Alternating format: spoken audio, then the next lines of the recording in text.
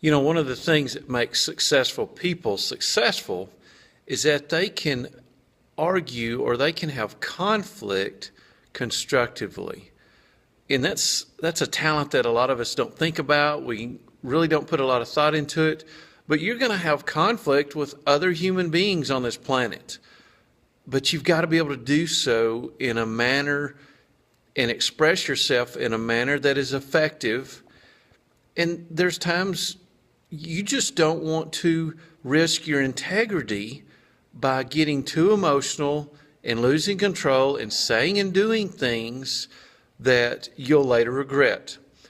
You know, I was just talking to my wife the other day about this, and none of us gets emotional and gets upset and chews somebody out and later is proud of the conversation that we had. It's because when our emotions take over, they hijack our minds. Our rational minds can't talk. Our emotions take over. Our rational minds just cannot think and process, and our emotions take over. And so we do things that are negative. So we need to understand this, and we need to have constructive conflict. I've been married to Tina for 25 years, and I promise you, there's not a person on the planet that I've not had more arguments with, more debates with, more fights with than that young woman. But we do so constructively. I bring an argument to her and she may take another position. And so it makes me rethink my position. It makes me think, well, if she feels this strongly, maybe I haven't thought this thing all the way through. And so having conflict is not always a negative thing. It's an awesome way to sound out your ideas, express your ideas, bounce them off other people, and get some feedback from them.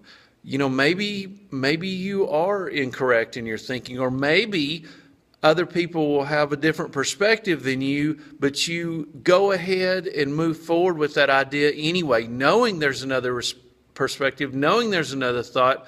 You may in your own mind understand that your way is best, or think that even gathering the other data, you know that your decision is the right decision. But you've got to be able to have those conflicts with people and not be afraid to do that. It's okay to do that, to continue to maintain those relationships, have confidence in those relationships, and not destroy them or burn them down by using emotion, but using rational logic when you have those kinds of discussions. Hey, conflict can be a great thing. It's a great way to vet ideas. It's a great way to vet things out. It's a great way for you to reflect on your ideas, on your points of view, and either change them, alter them, or maybe these arguments will give you confidence that your idea or your plan is the right way to go. So just because you have conflict, just because you have arguments, just because other people disagree with you, that's not a bad thing. That's really not a bad thing. Remember that. Use it to your advantage, because with, I don't know, how many billion do we have? 7, 9? We got a lot of people on this planet now. You're going to have conflict with other people, and there's going to be other points of view expressed. Don't get upset about it. Don't get emotional about it.